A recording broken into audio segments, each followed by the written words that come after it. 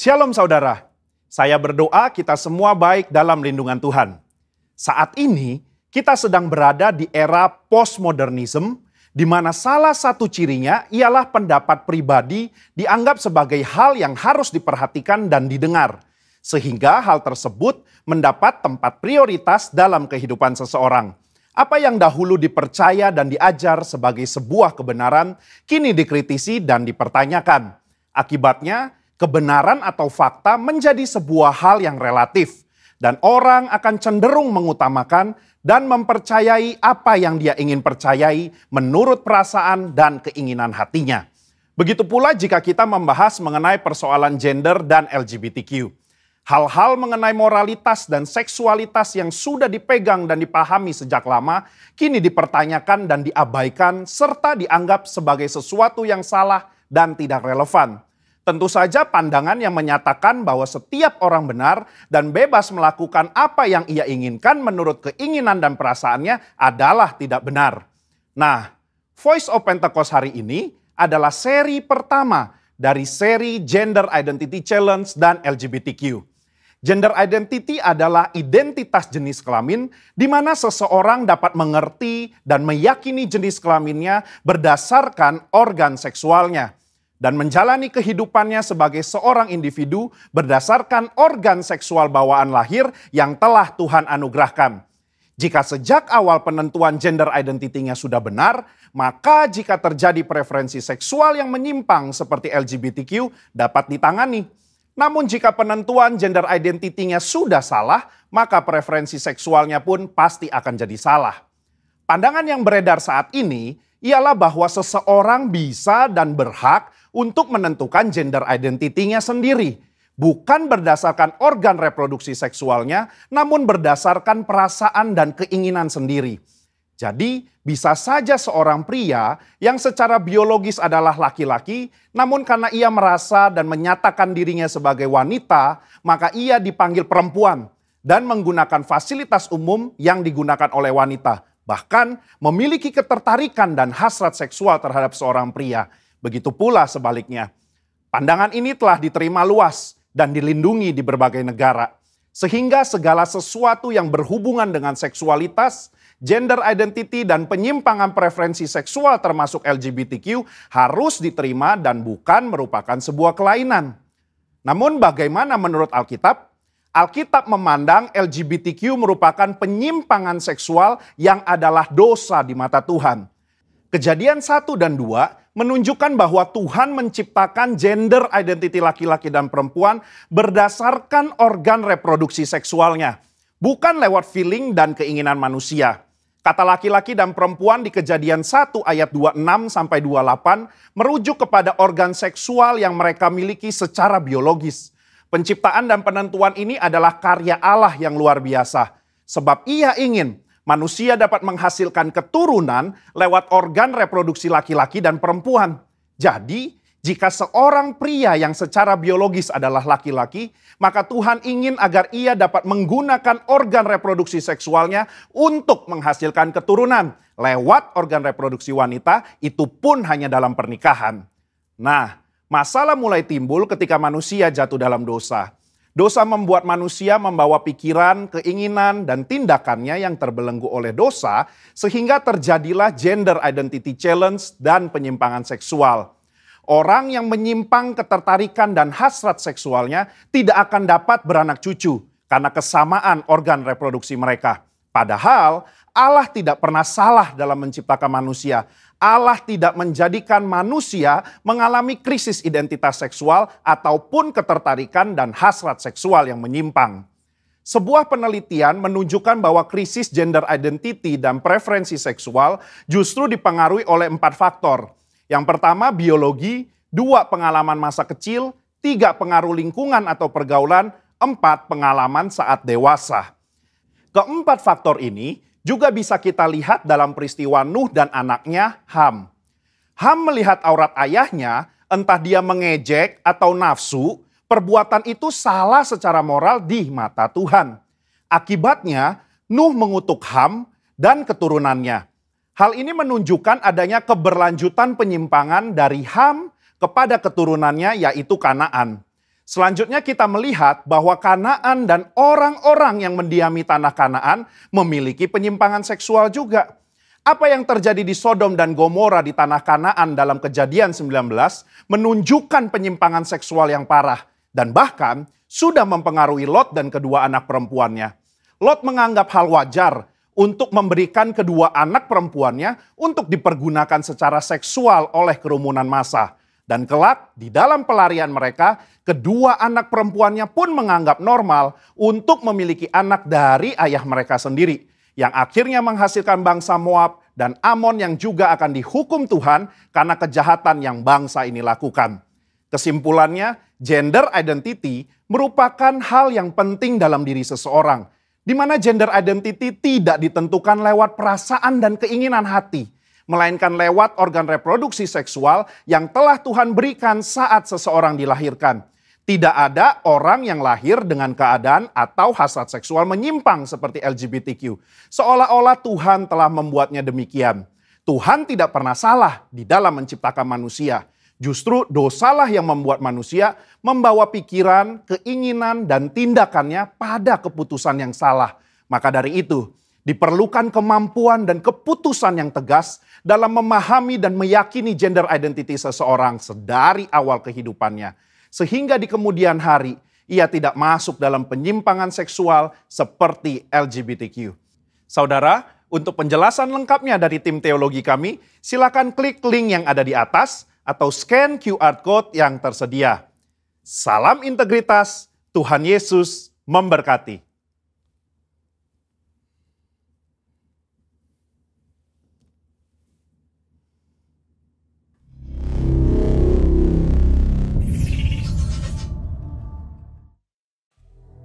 Mazmur 91. Dalam lindungan Allah.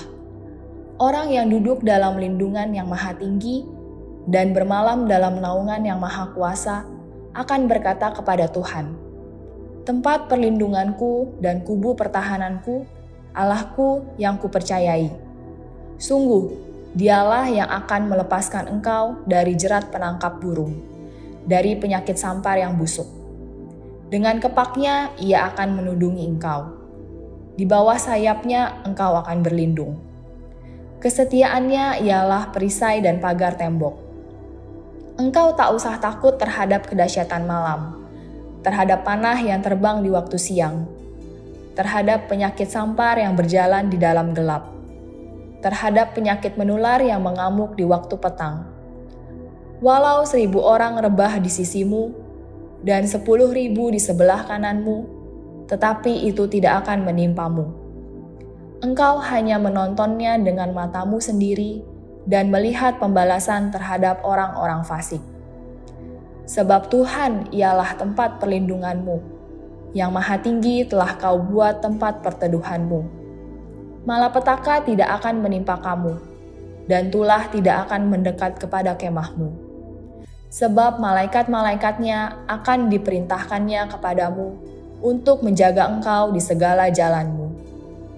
Mereka akan menatang engkau di atas tangannya, supaya kakimu jangan terantuk kepada batu. Singa dan ular tedung akan kau langkahi. Engkau akan menginjak anak singa dan ular naga. Sungguh, hatinya melekat kepadaku, maka aku akan meluputkannya. Aku akan membentenginya sebab ia mengenal namaku. Bila ia berseru kepadaku, aku akan menjawab. Aku akan menyertai dia dalam kesesakan. Aku akan meluputkannya dan memuliakannya. Dengan panjang umur akan kukenyangkan dia, dan akan kuperlihatkan kepadanya keselamatan daripadaku. Mari saudara kita deklarasikan Pentakosta ketiga. Pentakosta ketiga adalah pencurahan Roh Kudus yang dahsyat di zaman ini, melebihi yang terjadi di Azusa Street. Pentakosta ketiga akan mengakibatkan penuaian jiwa yang terbesar dan yang terakhir sebelum Tuhan Yesus datang kembali. Pentakosta ketiga akan membangkitkan generasi Yeremia, yaitu anak-anak muda yang dipenuhi Roh Kudus, cinta mati-matian terhadap Tuhan Yesus, tidak kompromi terhadap dosa, dan akan bergerak untuk memenangkan jiwa. Pentakosta ketiga lahir di Indonesia dan bergerak ke bangsa-bangsa. Gerakan ini dari timur ke barat dan akan kembali ke Yerusalem. Pentakosta ketiga akan memberikan kuasa untuk menyelesaikan amanat agung, dan setelah itu Tuhan Yesus datang kembali.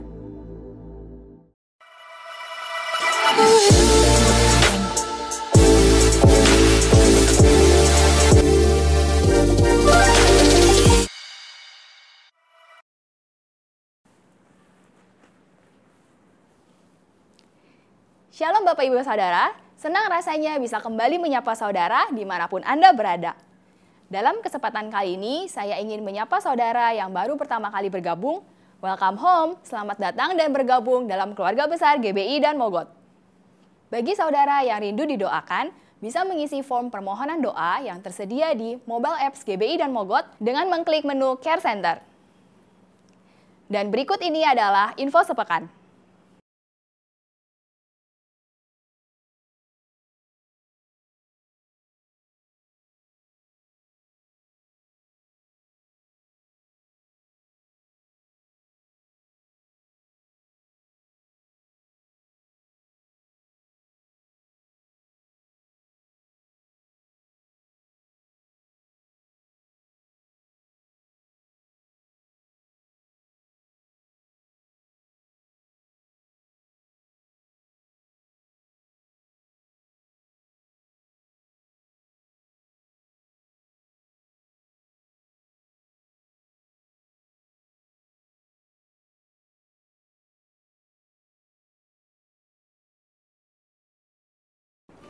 Shalom para wanitanya Tuhan yang luar biasa.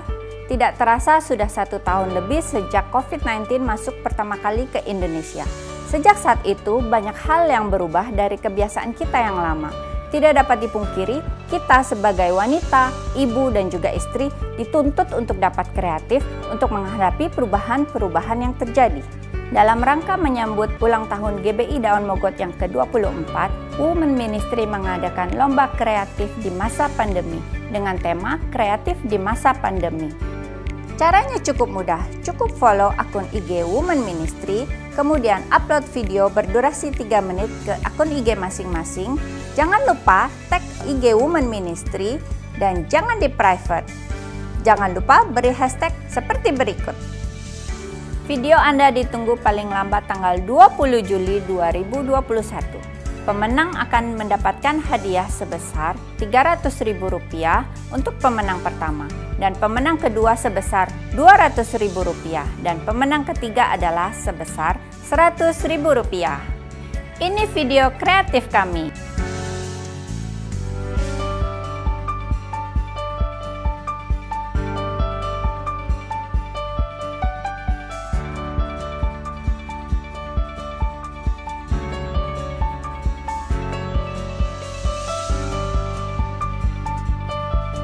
Mana video kreatif Anda? Kami tunggu videonya. Tahukah saudara bahwa di mobile apps GB dan Mogot ada fitur riwayat rohani atau spiritual journey? Apakah fungsi dan cara mengisinya? Riwayat rohani atau spiritual journey adalah salah satu fitur di mobile apps GB dan Mogot yang berfungsi sebagai perekam perjalanan atau pertumbuhan kerohanian saudara dalam mengikuti acara, kegiatan atau seminar kerohanian di GB dan Mogot berupa KOM, HLPI, HLPC, BPN, baptisan, dan lain-lain. Bagaimana cara mengisinya? Setelah login dengan akun Anda di mobile apps GB dan Mogot, pilih menu Lihat Profil atau See Profile.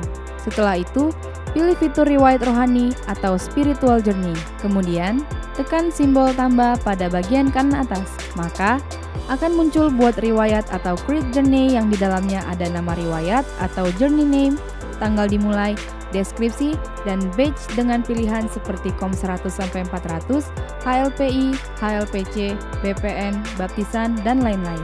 Jika sudah mengisi riwayat dengan benar, tekan kirim atau submit. Riwayat rohani atau spiritual journey Anda sudah tersimpan. Demikian penjelasan tentang riwayat rohani atau spiritual journey pada mobile apps GB dan Mogot. Jika ada kendala, saudara dapat menghubungi hotline atau sosial media kami. Selamat mencoba, Tuhan Yesus memberkati. Jika saudara merasa diberkati dengan ibadah hari ini, saudara bisa share dan subscribe YouTube channel GBI dan Mogot agar bisa menjadi berkat bagi banyak orang. Demikian info DM News minggu ini. Saya juga mau mengajak, mari kita sama-sama dukung program PPKM Darurat dengan stay at home dan menerapkan 5M. Dan tidak lupa, mari kita sama-sama berdoa bagi pemulihan bangsa kita dari COVID-19. Salam sehat dan selamat beribadah. Welcome home. Shalom, Ibu Bapak Saudara sekalian. Shalom di dalam anugerah Tuhan yang luar biasa. Mari waktu ini kita berikan untuk sama-sama kita datang untuk mendekat kepada Tuhan. Waktu ini kita berikan untuk mencari wajah Tuhan sungguh-sungguh. Hari-hari ini di dalam segala tantangan yang sedang dihadapi, persoalan yang begitu datang, keadaan, pandemi, mari cari Tuhan. Mari cari Tuhan sungguh-sungguh. Mari cari Tuhan dengan segenap hati. Mari kita berdoa.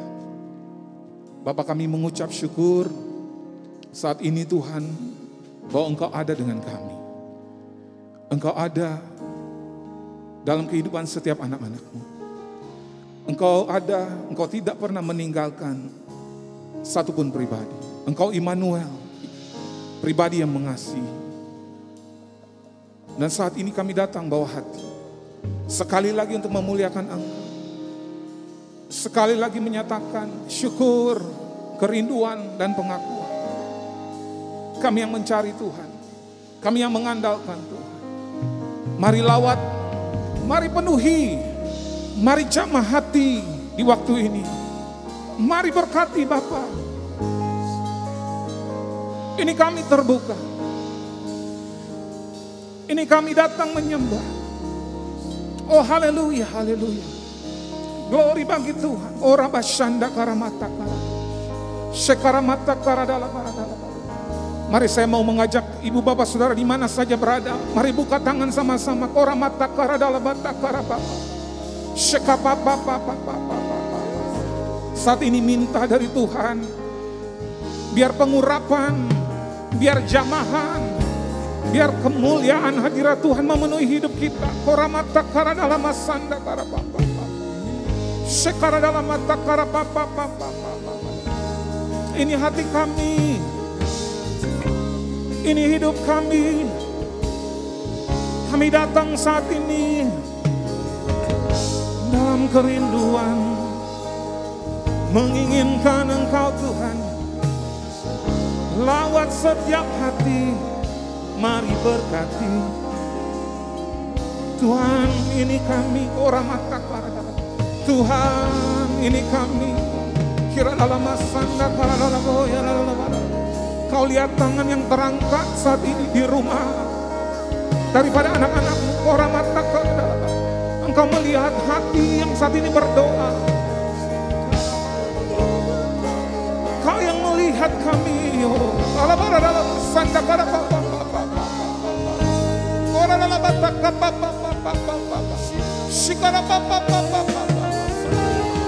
Kami menyembahmu, kami datang sungguh. Sebara dalam punya masa, konara dalam masandaramu.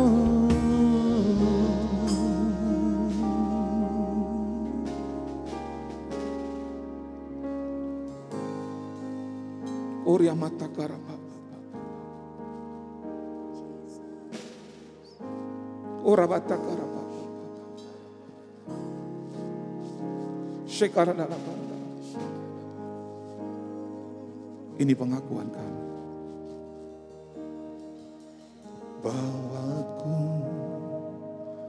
di tempat kudus-Mu, di tempat kediaman-Mu. Biar kemuliaan melingkupi hidupku dan jiwaku kan dipuaskan. Hanya dekat-Mu, itu yang ku perlu. Kau sumber penghidupanku. Kan Kau yang ubahkan air mataku jadi lembah yang bermata air. Sebab itu ku memuji-Mu, Engkau Allahku. Mulutku kan selalu puji-Mu dan angkat tangan sembah-Mu, tinggikan nama-Mu. Yesus, kemuliaan bagi-Mu.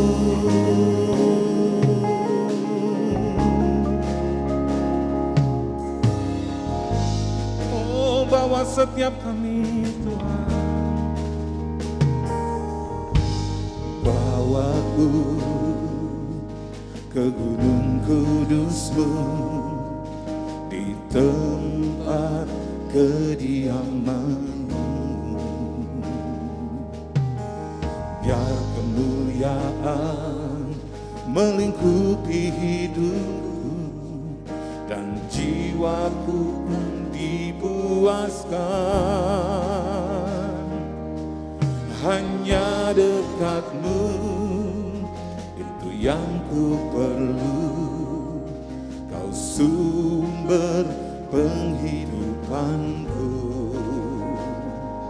dan Kau yang ubahkan air mataku jadi lembah yang bermata air.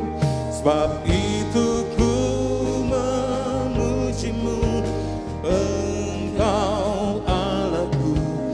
Mulutku kan selalu puji-Mu dan angkat tangan sembah-Mu, tinggikan nama-Mu. Yesus, kemuliaan bagi-Mu. Sebab itu ku memuji-Mu, Engkau Allahku. Mulutku kan selalu puji-Mu dan angkat tangan sembah-Mu, tinggikan nama-Mu. Yesus, kemuliaan bagi-Mu. Mari katakan lagi. Sebab itu ku memuji-Mu, Engkau Allahku. Mulutku kan selalu puji-Mu dan angkat tangan sembah-Mu, tinggikan nama-Mu. Yesus, kemuliaan bagi-Mu. Oh, sebab itu memuji-Mu, Engkau Allahku. Mulutku kan selalu puji-Mu dan angkat tangan sembah-Mu, tinggikan nama-Mu. Yesus, kemuliaan bagi-Mu. Oh, sekali lagi katakan. Saat itu ku memuji-Mu, Engkau Allahku. Mulutku kan selalu puji-Mu dan angkat tangan sembah-Mu, tinggikan nama-Mu. Yesus, kemuliaan bagi-Mu. Yesus, kemuliaan. Yesus, kemuliaan bagi-Mu. Yesus, kemuliaan bagi-Mu.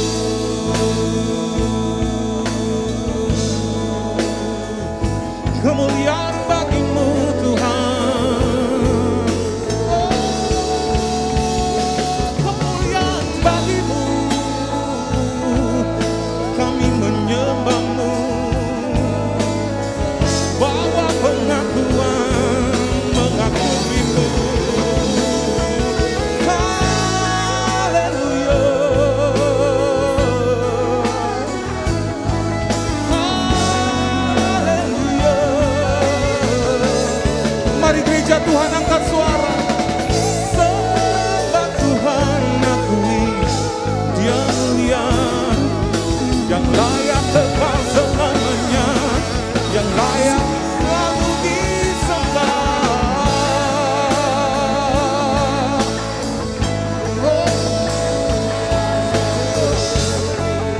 Aku memuliakanmu, kami memuliakanmu.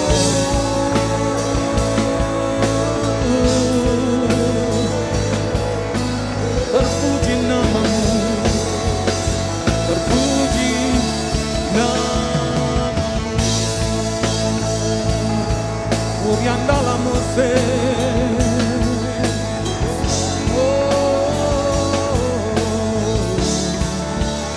Dalam musuh,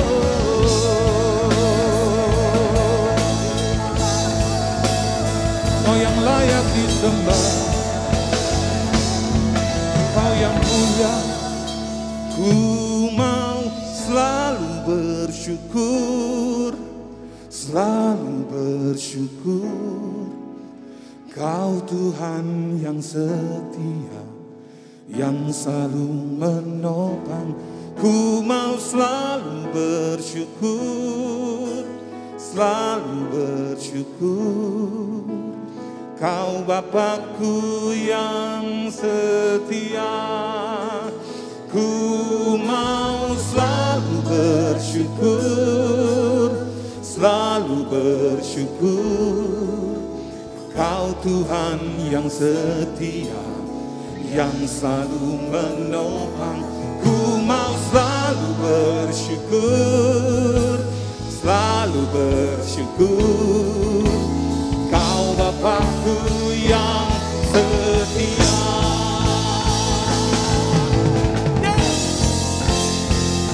Ku mau selalu bersyukur, selalu bersyukur. Kau Tuhan yang setia, yang selalu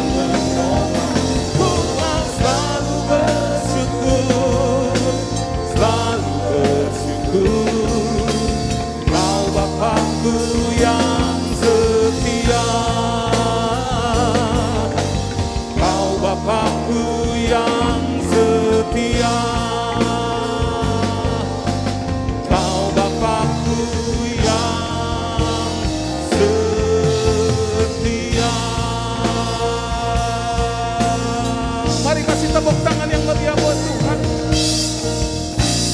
Oh, Bapa yang setia, Bapa yang setia, Bapa yang setia yang ada dengan kami, melewati setiap pergumulan, melewati setiap tantangan, yang selalu menolong, yang selalu ada, yang berkuasa, dan yang menyatakan kasih bagi kami anak-anak-Mu. Kami mengasihi-Mu, kami mengasihi-Mu. Yang mengasihi Tuhan sama-sama katakan amin. Mari semua yang di rumah yang setuju kasih tepuk tangan sekali lagi buat Tuhan Yesus. Oh, kasih tepuk tangan yang meriah buat Dia. Sebab Tuhan selamanya layak dipuji dan disembah. Dan kebaikannya tak pernah berkesudahan. Mari tepuk tangan sama-sama.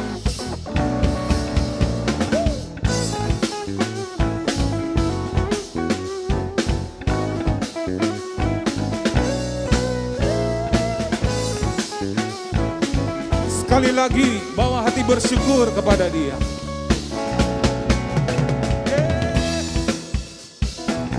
Katakan, masuk gerbangnya bersyukur dengan penuh pujian, bersuka di hadiratnya, nyanyi besarkan agung namanya, puji dia tiuplah sangkakala, musik dan tarian, semua makhluk di bumi di surga, dengan senang hati angkat pujian, sebab Tuhan baik.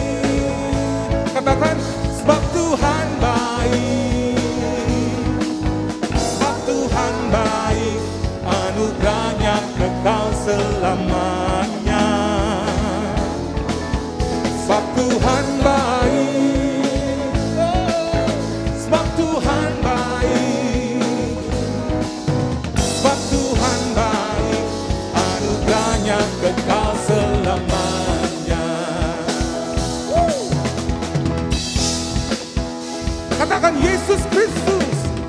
Yesus Kristus Allah Tuhanku, pencipta segalanya, datang sujud di hadapannya, angkat tanganmu, naikkan pujian, puji dia tiuplah sangkakala, musik dan tarian, amin.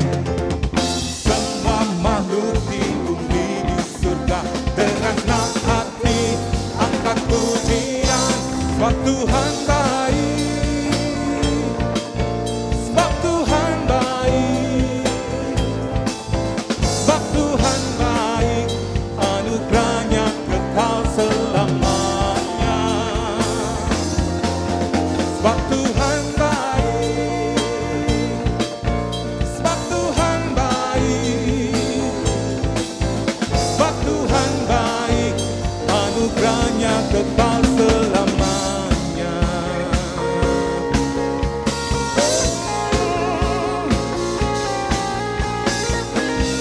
Dan dia turut bekerja dalam segala hal untuk mendatangkan kebaikan bagi gerejanya yang mengasihi dia, yang ada dalam rencananya. Yang setuju katakan amin.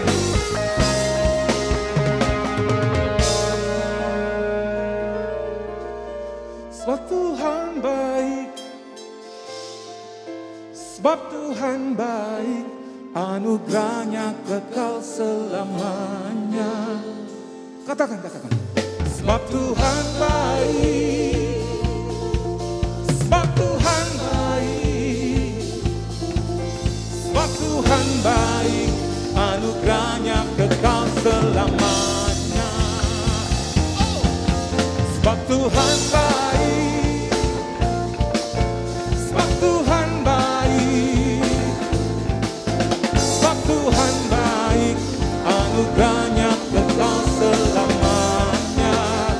Gereja Tuhan katakan, sebab Tuhan baik, sebab Tuhan baik, sebab Tuhan baik, anugerahnya kekal selamanya. Sebab Tuhan baik, anugerahnya kekal selamanya. Sebab Tuhan baik, anugerahnya kekal selamanya. Oh yes.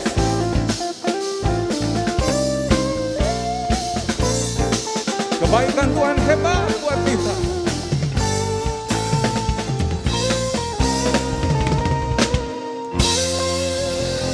Haleluya. Haleluya. Haleluya. Haleluya. Glory bagi Tuhan Yesus.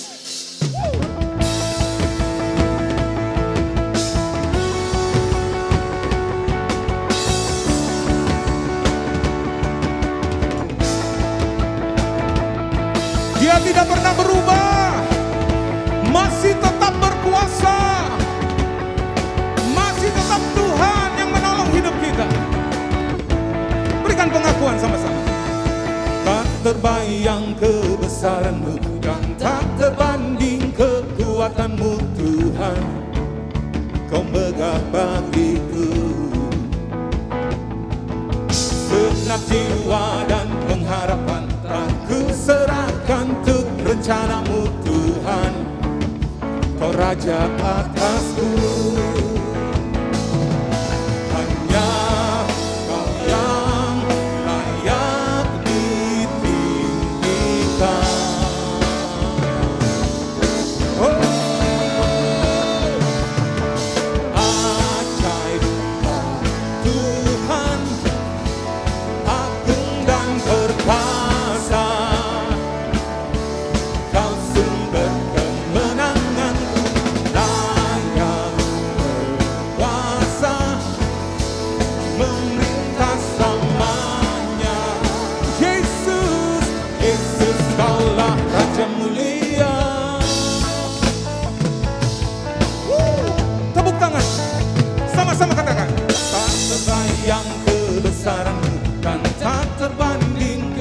perbuatanmu Tuhan, pemegah bagiku.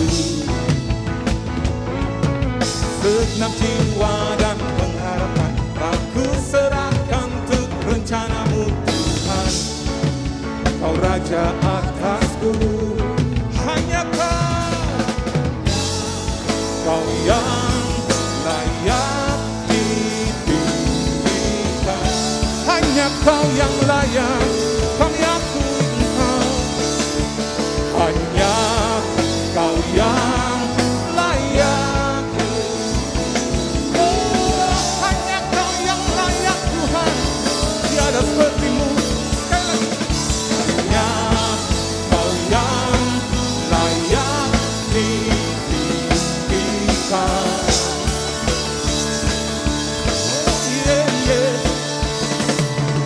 Ajaib Kau Tuhan, agung dan perkasa.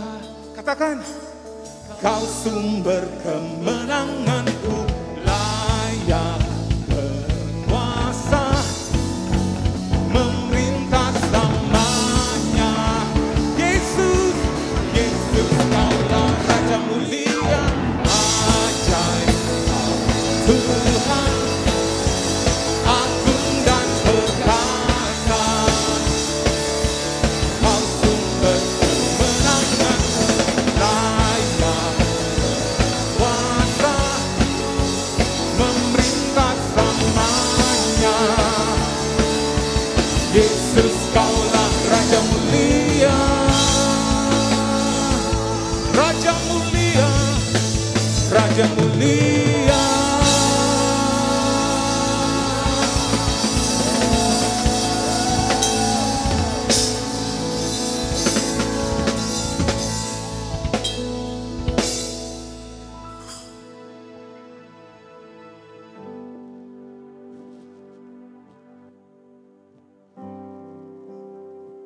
Mari kita angkat tangan kita sama-sama.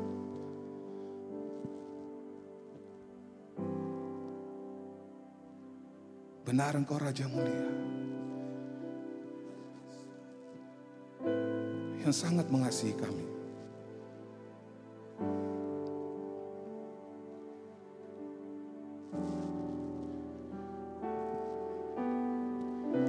Yang hendak menyatakan kasih.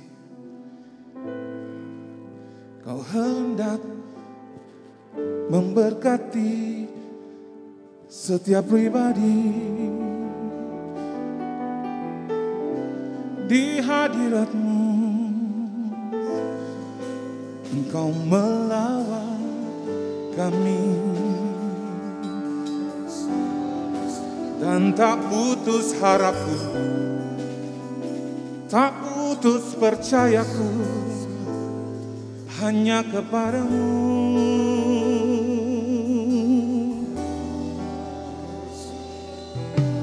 Lewati segala situasi, keadaan hari-hari ini, ku tak mau berhenti memandang kebesaran-Mu.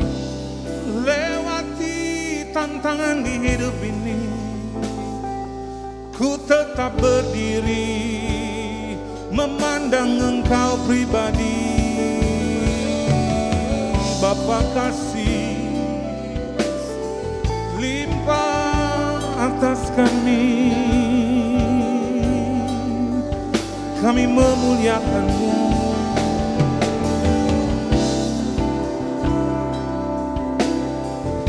Glory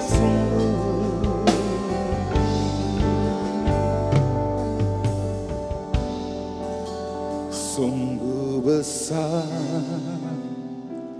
pengorbanan-Mu bagiku, terlalu dalam untuk dimengerti. Sungguh besar, sungguh indah yang Kau pikirkan tentangku. tak terselami bagiku. Sungguh indah, lagi katakan, sungguh besar pengorbananmu bagiku, terlalu dalam untuk dimengerti. Sungguh besar, sungguh indah, sungguh indah yang kau pikirkan tentangku, tak terselami bagiku. Sungguh indah, sungguh besar pengorbananmu bagiku, terlalu dalam untuk dimengerti. Sungguh besar, terima kasih Tuhan, terima kasih. Sungguh indah yang kau pikirkan tentangku, tak terselami bagiku.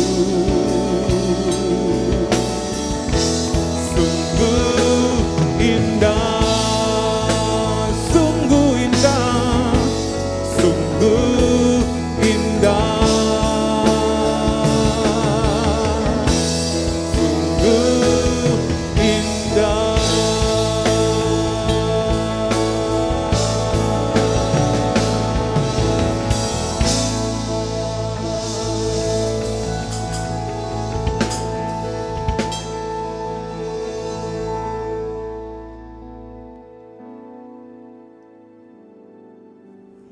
Shalom, dimanapun Anda berada, salam sehat dan juga salam semangat. Hari ini kita mau belajar dari kitab Kejadian 50 ayat ke-19 sampai 20. Saya akan bacakan sedikit saja. Yusuf berkata demikian kepada saudara-saudaranya, "Janganlah takut, karena memang kamu telah merekargakan yang jahat terhadap aku, tetapi Allah telah merekargakannya untuk kebaikan, dengan maksud melakukan seperti yang terjadi sekarang ini, yakni memelihara hidup suatu bangsa yang besar." Hari ini kita mau belajar bahwa rencana Tuhan itu indah dan rencana Tuhan itu sempurna. Mari kita belajar dari kehidupan Yusuf. Yusuf adalah seorang anak remaja yang sangat manja dan juga suka membual. Ketika dia bermimpi, dia cerita kepada saudara-saudaranya bahwa seolah-olah saudara-saudaranya nanti itu akan menyembah dia. Dan saudara-saudaranya sangat marah. Ketika mimpi kedua kalinya, dia ceritakan lagi kepada saudara-saudaranya dan juga kepada orang tuanya bahwa bahkan orang tuanya pun akan menyembah dia. Sehingga saudara-saudaranya bertambah benci. Nah, Yusuf adalah anak kesayangan dari Yakub, anak ke-11 dari 12 anaknya Yakub. Nah, dia itu dimanjakan karena Yusuf itu lahir pada waktu Yakub usianya sudah tua. Jadi dia sangat dimanjakan. Pada waktu Yakub remaja, kira-kira berusia 17 tahun, ayahnya itu memberikan dia satu jubah yang begitu cantik, begitu berwarna-warni, sehingga saudara-saudaranya bertambah cemburu. Sangat tidak suka dengan Yusuf. Satu saat ketika mereka menggembala, ayah dari Yusuf minta Yusuf pergi, coba melihat keadaan mereka, melihat ternak mereka. Apa yang terjadi ketika Yusuf tiba, mereka merencanakan untuk membunuh Yusuf. Tetapi adiknya Ruben mengatakan, janganlah membunuh dia, buang saja dia ke sumur. Maka tidak jadi dibunuh, dibuanglah dia ke sumur. Sebenarnya Ruben bermaksud, andai kata nanti saudara-saudaranya tidak melihat, dia akan menolong Yusuf dan membawa Yusuf kembali kepada sang ayah. Namun apa yang dia pikir-pikirkan tidak terjadi. Apa yang terjadi adalah ada kafilah dari kaum Ismail sedang mau berangkat ke Mesir, lewat di sana. Dijuallah yang namanya Yusuf oleh saudara-saudaranya dengan harga 20 sikel. Bayangkan, hanya 20 sikel dijual sebagai hamba. Mulai saat itu Yusuf pun dibawalah ke Mesir. Perjalanan begitu jauh, dengan panas matahari yang begitu terik, dengan yang namanya gunung Sahara yang begitu kekurangan air. Dan itu perjalanan berbulan-bulan, bahkan bisa saja 1 tahun lebih. Karena kalau sekarang kita tahu ya, naik mobil saja dari Mesir ke Israel itu membutuhkan 9 jam sampai 15 jam. Jadi kita bisa bayangkan zaman Yusuf itu. Ketika dia tiba di Mesir, dijuallah Yusuf kepada keluarga Potifar. Potifar ini adalah seorang kepala keamanan ya dari Raja Firaun. Nah, dijual ke sana dan Yusuf sangat rajin dan sangat setia. Melihat bahwa Yusuf ini diberkati Tuhan, maka Potifar pun memberikan begitu banyak haknya kepada kekuasaannya kepada Potifar. Nah, satu saat apa yang terjadi? Istri Potifar melihat Yusuf yang ganteng, kemudian istri Potifar ini jatuh hati dan ingin merayu Yusuf. Dan dia mau Yusuf tidur dengan dia. Yusuf tidak mau. Karena Yusuf tidak mau, maka istri Potifar pun memfitnah Yusuf. Mengadukan kepada suaminya dan oleh Potifar Yusuf pun dimasukkan ke dalam penjara. Di dalam penjara apa yang terjadi? Yusuf juga membantu banyak orang, di antaranya adalah juru minum dan juru roti. Dia menafsirkan mimpi mereka. Nah, kepada juru minum, Yusuf mengatakan bahwa 3 hari lagi engkau akan diangkat kembali dan jabatanmu yang semula akan diberikan kembali kepadamu. Tetapi dia katakan, nanti kalau kamu ketemu Raja Firaun, tolong beritahukan bahwa ada seorang Yusuf di dalam penjara ini agar aku boleh dilepaskan, boleh dikeluarkan dari penjara. Tetapi juru minum ini lupa. 2 tahun kemudian Raja Firaun bermimpi. Tidak ada satu orang pun yang bisa menafsirkan mimpinya. Maka waktu itulah yang namanya juru minum ini ingat akan Yusuf dan memperkenalkan Yusuf kepada Raja Firaun. Maka Raja Firaun pada waktu itu mimpinya pun ditafsirkan oleh Yusuf untuk 7 tahun berkelimpahan dan 7 tahun kelaparan. Pada waktu itu Firaun begitu kagum dan menyerahkan yang namanya jabatan Perdana Menteri Mesir kepada Yusuf. Oleh sebab itu Mesir tidak jadi kelaparan dan menjadi mewah. Ketika saudara-saudaranya, keluarganya, ketika Israel sedang menghadapi kelaparan, maka saudara-saudaranya pun datang ke Mesir minta bantuan Yusuf. Juga papanya dibawa ke Mesir sehingga mereka pun tinggallah di Mesir. Dan mereka pun tinggal di sana sampai Yakub meninggal. Saudara-saudari sekalian, pada waktu Yakub meninggal, saudara-saudaranya ini takut kalau Yusuf ini mau balas dendam. Jadi mereka begitu takut, mereka bicara kepada Yusuf, mereka mau mencoba mau menyogok Yusuf, tetapi Yusuf katakan, jangan takut. Karena apa yang kamu reka-rekakan jahat, Tuhan telah mereka-rekakan yang baik. Disinilah sebenarnya kuncinya. Di dalam kehidupan Yusuf terjadi begitu banyak kepahitan, terjadi begitu banyak luka hati. Tetapi Yusuf tidak marah. Dia tidak marah kepada saudara-saudaranya yang menjual dia sebagai budak. Dia juga tidak marah kepada istri Potifar yang memfitnah dia. Dia juga tidak marah kepada Potifar yang memenjarakan dia tanpa kesalahan dia. Bahkan temannya juru minum lupa akan dia juga tidak marah. Mengapa? Karena dia tahu.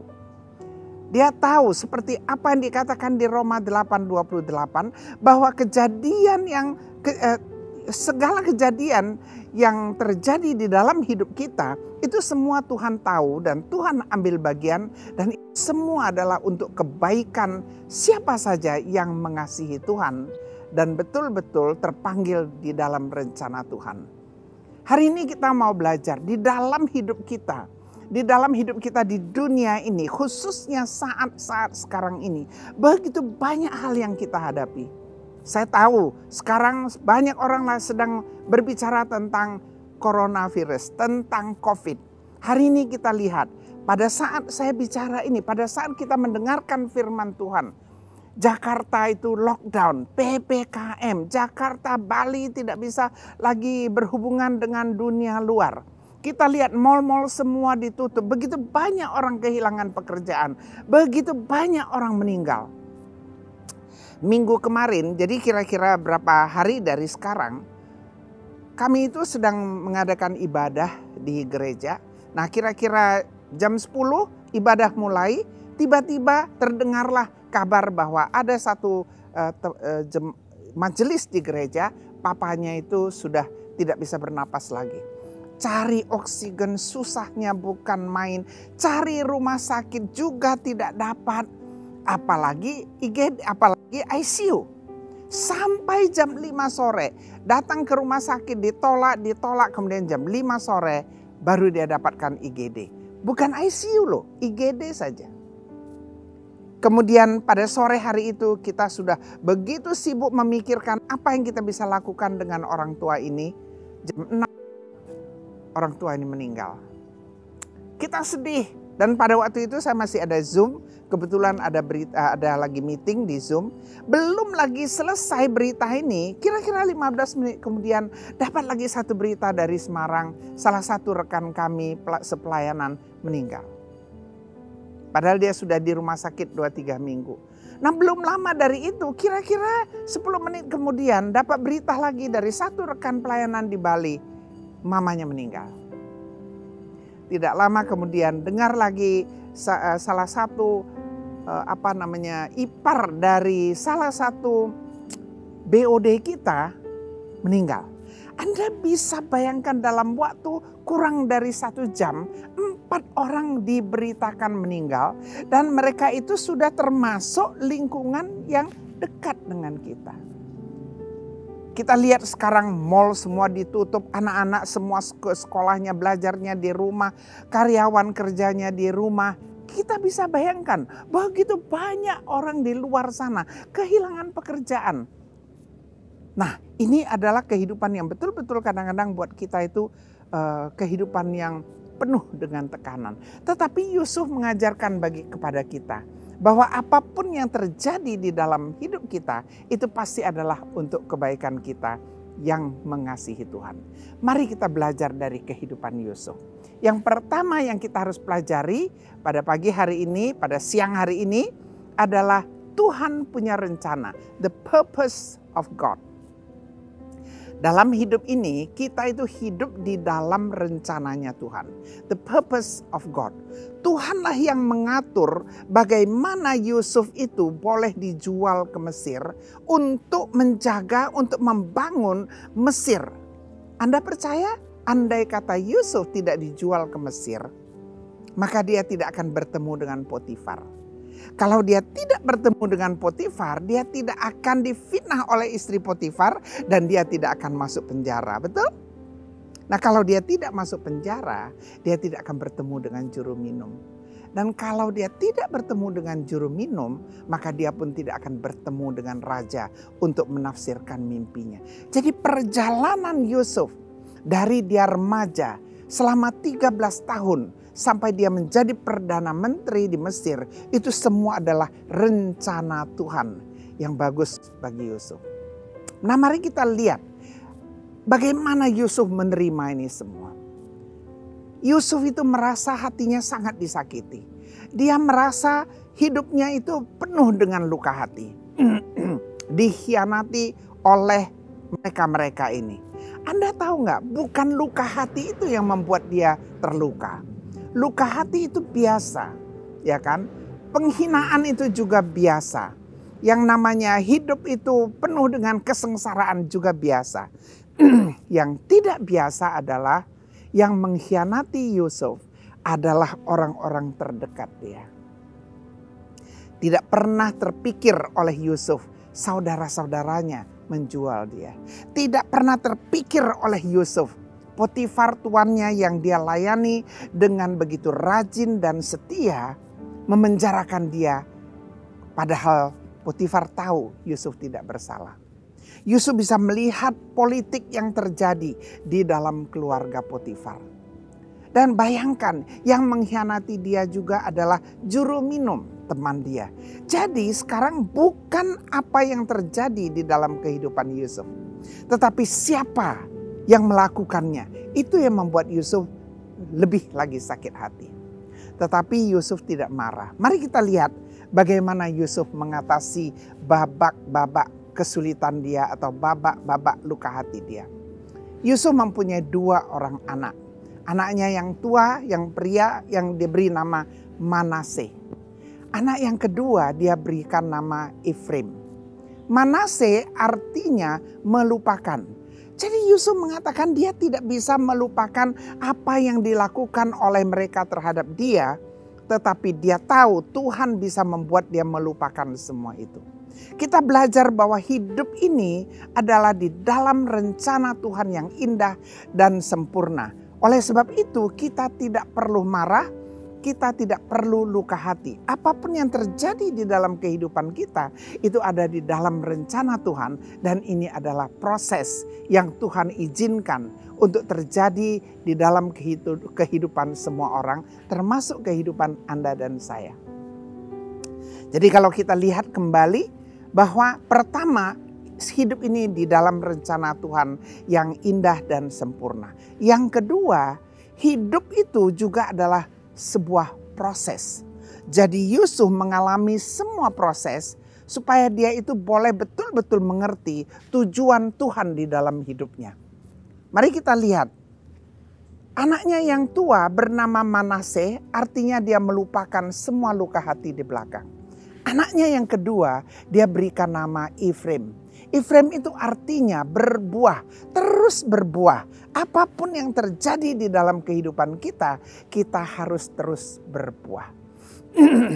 Ini 2 hal yang kita belajar dari Yusuf, bahwa hidup ini adalah satu proses. Apapun itu kita harus bisa, yang melukakan hati kita, kita lupakan. Tetapi kita harus tetap produktif. Kita harus tetap berbuah. Nah, inilah yang dilakukan Yusuf.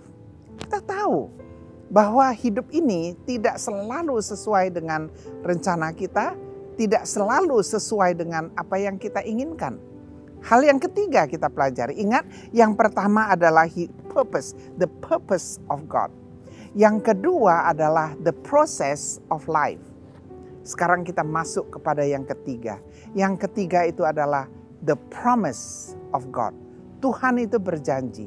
Tuhan itu tidak pernah menjanjikan bahwa langit ini akan senantiasa biru. Tuhan juga tidak pernah menjanjikan bahwa bunga-bunga di taman itu akan selalu merah dan berbunga. No. Tetapi Tuhan berjanji, Dia akan tetap setia, akan terus menyertai kita dimanapun kita berada. Jadi Tuhan itu memegang janjinya. Tuhan itu memegang janjinya. Di dalam bahasa Mandarin yang namanya krisis, sekarang kita ini sedang menghadapi krisis, oke? Nah, di dalam bahasa Mandarin, krisis itu terdiri dari 2 kata. Yang satu adalah bahaya, yang kedua adalah kesempatan. Artinya apa? Pada waktu kita berhadapan dengan bahaya, dengan segala macam bahaya, dengan segala macam krisis di dunia ini, di situ juga Tuhan memberikan kesempatan. Itu yang saya selalu belajar. Pada waktu Tuhan menutup satu pintu, jangan kita terus melihat pintu yang tertutup itu. Apa yang kita harus lakukan adalah melihat pintu-pintu lain yang terbuka. Karena Tuhan selalu memberikan kesempatan kepada kita. Saya masih ingat pada waktu ini COVID terjadi. Jadi sebelum itu ya, saya pernah cerita kalau tidak salah. Tahun 98 Desember itu saya jatuh di kamar mandi. Setelah saya jatuh di kamar mandi, saya tidak merasakan apa-apa walaupun kelihatannya sedikit pincang. Tapi 1 tahun kemudian November 2019 dokter periksa ronsen terus difoto, dikatakan bahwa kaki saya ini harus dioperasi karena tendonnya rusak. Tendon Achilles tendonnya itu rusak, jadi harus dioperasi. Pengoperasian itu memakan waktu, saya itu harus tinggal di Pineng selama 1,5 bulan. Kemudian baru mengadakan proses, kira-kira 6 bulan saya akan belajar berjalan lebih bagus. Waduh, saya pikir padahal begitu banyak yang saya harus lakukan. Saya ada janji saya mau mengajar ke Kambodia, saya ada janji mengajar ke Armenia, saya juga akan ada Imlek nanti. Begitu banyak program, begitu banyak janji-janji dan pengajaran-pengajaran yang saya harus lakukan. Saya katakan kepada dokter, nanti ya kita atur setelah selesai Imlek. Saya pikir nanti semua acara setelah Imlek itu saya akan batalkan dulu. Kemudian saya kembali, tetapi begitu sibuk. Saya ngajar ke Kambodia, sakit sekali kaki saya. Kemudian Januari saya ngajar ke Armenia.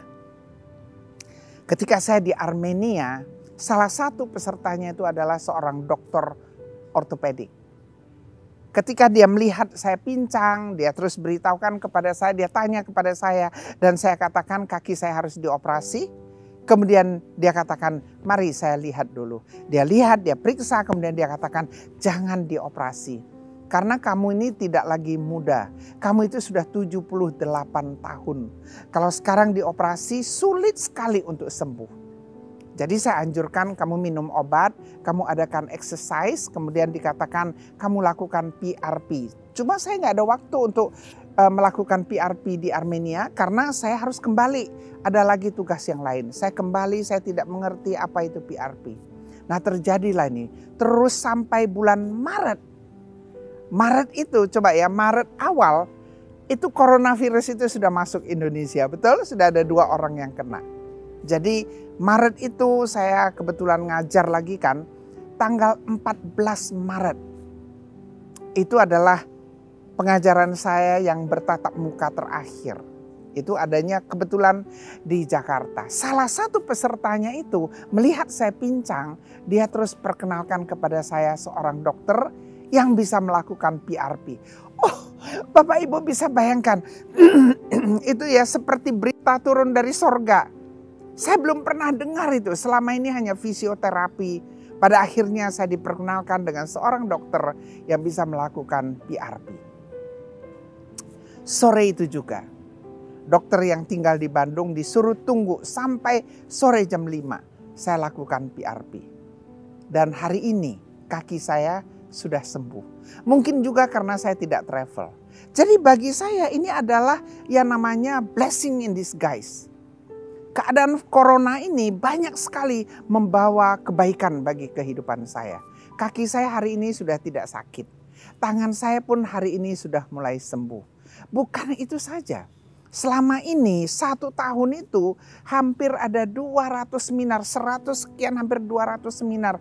Anda bisa bayangkan saya itu hampir setiap minggu berkali-kali harus datang ke airport, menarik yang namanya koper, naik pesawat, kadang-kadang harus naik tangga, turun tangga, berkejar-kejaran. Itu semua capeknya bukan main.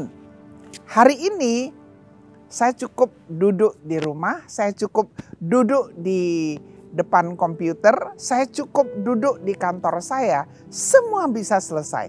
Bukankah ini juga blessing in disguise? Pada waktu Tuhan menyediakan krisis di dalam hidup kita, yang bagi kita itu betul-betul kita tidak tahu bagaimana mengatasinya, pada saat yang bersamaan Tuhan juga membuka kesempatan. Pada waktu corona mulai masuk, kami berpikir tidak akan ada lagi seminar.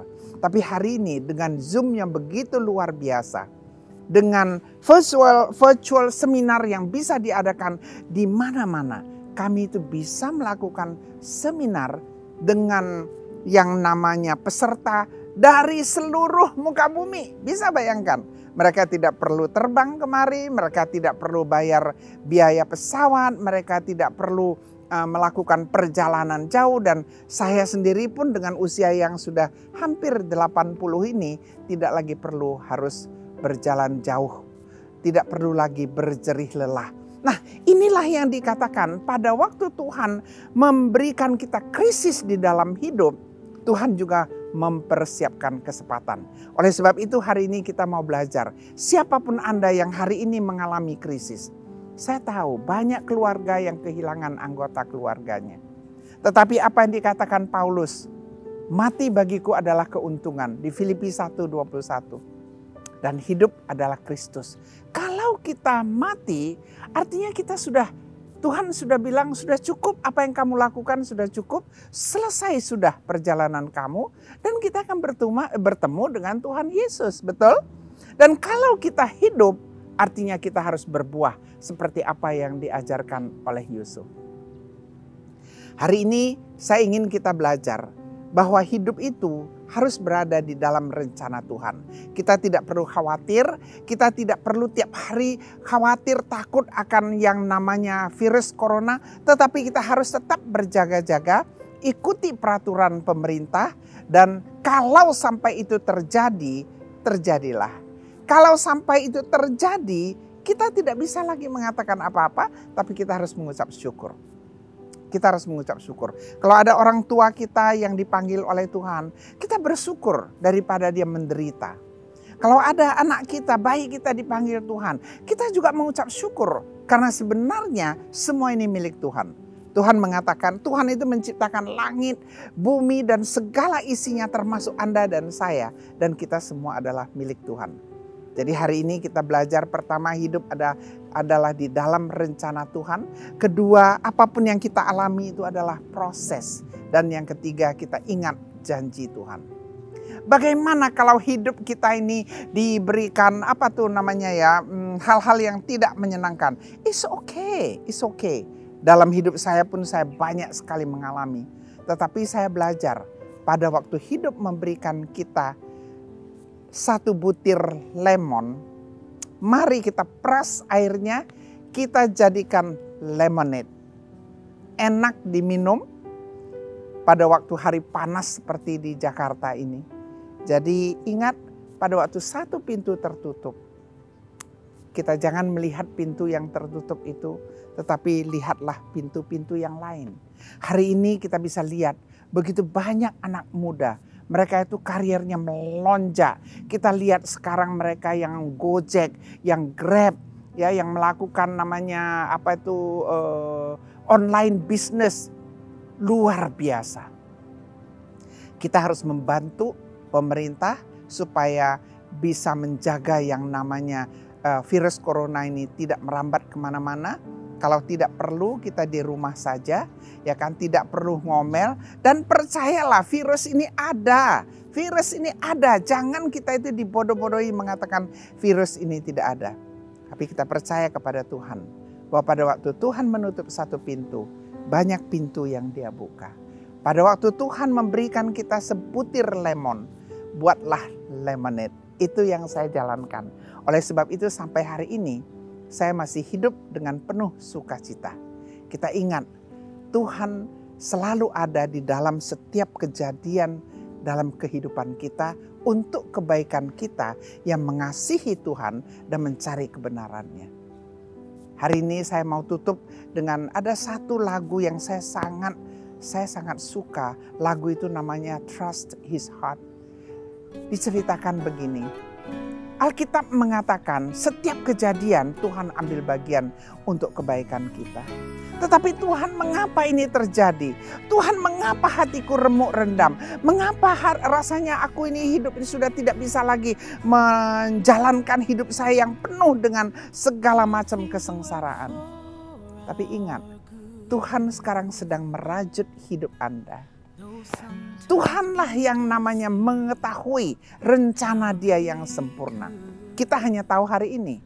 Tuhan mengetahui Alfa dan Omega. Tuhan tahu apa yang akan terjadi, apa yang paling baik bagi kita. Ketika kita menjalani semua kesulitan kita, Tuhan sebenarnya sedang merajut hidup kita yang indah. Oleh sebab itu pada waktu kita tidak mengerti, Kita tidak tahu rencana Tuhan. Pada waktu kita tidak mengerti jalan ke depan itu seperti apa. Sama seperti Yusuf. Pada waktu kita itu jatuh ke dalam kegelapan dan kita tidak bisa pegang tangan Tuhan. Percayalah hatinya. Karena Tuhan terlalu bijaksana untuk berbuat salah. Dan Tuhan terlalu baik untuk berbuat jahat. Rencana Tuhan indah dan sempurna.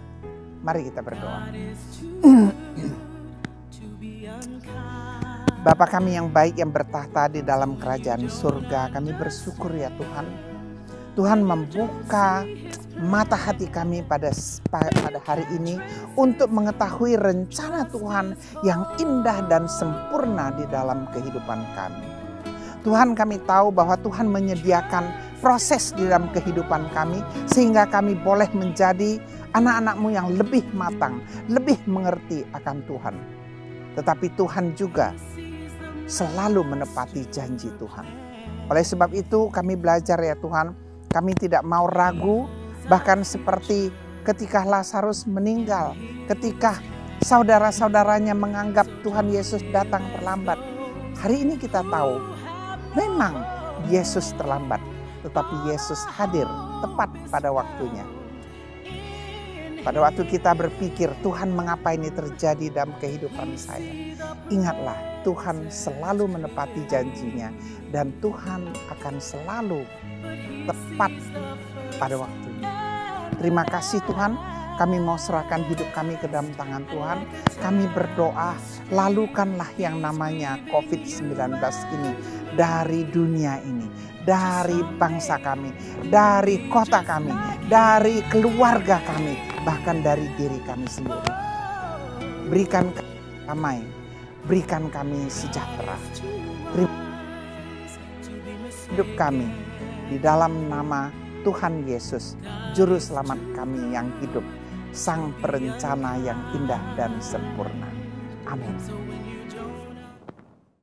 Welcome home, puji nama Tuhan. Saudara, kita sudah diberkati melalui firman Tuhan dan juga pujian penyembahan. Dan saat ini adalah saat yang terbaik untuk kita memberikan persembahan. Mari kita berikan dengan kerelaan dan sebagai ekspresi cinta kita kepada Tuhan. Mari kita berdoa. Bapak, terima kasih untuk kesempatan kami boleh mengekspresikan cinta kami melalui persembahan kami. Kami berdoa apa yang kami persembahkan sungguh-sungguh menyenangkan hati Tuhan dan dipakai hanya untuk mempermuliakan nama Tuhan. Aku berdoa Engkau terus memperbesar kapasitas hati kami dan Engkau menjadikan kami saluran berkat-Mu bagi semakin banyak orang. Terima kasih Tuhan, di dalam nama Tuhan Yesus kami berdoa. Amin. Ku bersyukur Bapa, ku bersyukur Tuhan, buat kasih setia-Mu di dalam hidupku. Ku bersyukur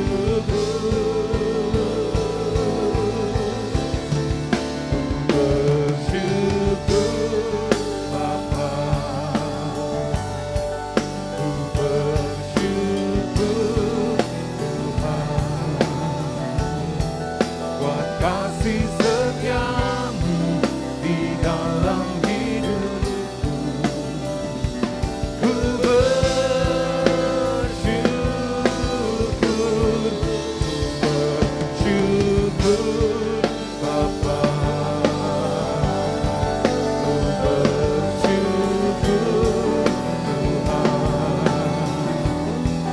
buat kasih setia-Mu di dalam hidupku. Ku bersyukur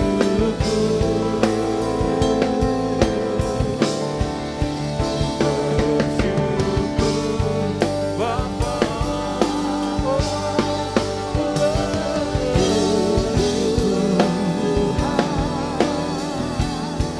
buat kasih setia-Mu di dalam hidupku. Saudara, mari kita siapkan hati kita buka kehidupan kita untuk menerima berkat daripada Tuhan. Mari angkat kedua tangan kita. Pribadi-pribadi yang sangat dicintai oleh Tuhan, saat ini terimalah berkat, kasih karunia, damai sejahtera, serta sukacita yang berlimpah-limpah. Curahkan Bapa dari surga melalui Tuhan kita Yesus Kristus. Di dalam persekutuan dengan Roh Kudus dicurahkan mulai saat ini sampai selama-lamanya. Setiap kita yang diberkati sama-sama katakan amin. Kabar gembira untuk kita semua. Saat ini kami telah launching mobile apps GBI dan Mogot. Mobile apps ini hadir agar kita tetap terkoneksi satu dengan yang lain sebagai home and family. Mobile apps GBI dan Mogot sudah tersedia di App Store dan Play Store. Bapak Ibu boleh download dengan kata kunci GBI dan Mogot. Jika Bapak Ibu Saudara telah mendownload mobile apps GBI dan Mogot, Bapak Ibu boleh masuk dan melakukan registrasi dan mengisi data diri berupa nama, email, dan nomor telepon. Dalam mobile apps GBI dan Mogot tersedia fitur-fitur seperti news untuk menginformasikan berita tentang ibadah GBI dan Mogot online ataupun onsite. Selain itu ada juga event di mana menginformasikan kegiatan-kegiatan yang ada di GBI dan Mogot. Ada juga fitur care center di mana kami akan menyiapkan pelayanan buat Bapak Ibu Saudara seperti penyerahan anak, baptisan air, pemberkatan pernikahan, dan pelayanan-pelayanan lainnya. Dengan adanya mobile apps ini, kami berharap kami terus terhubung dengan Bapak Ibu Saudara sebagai home and family. Jangan lupa download ya.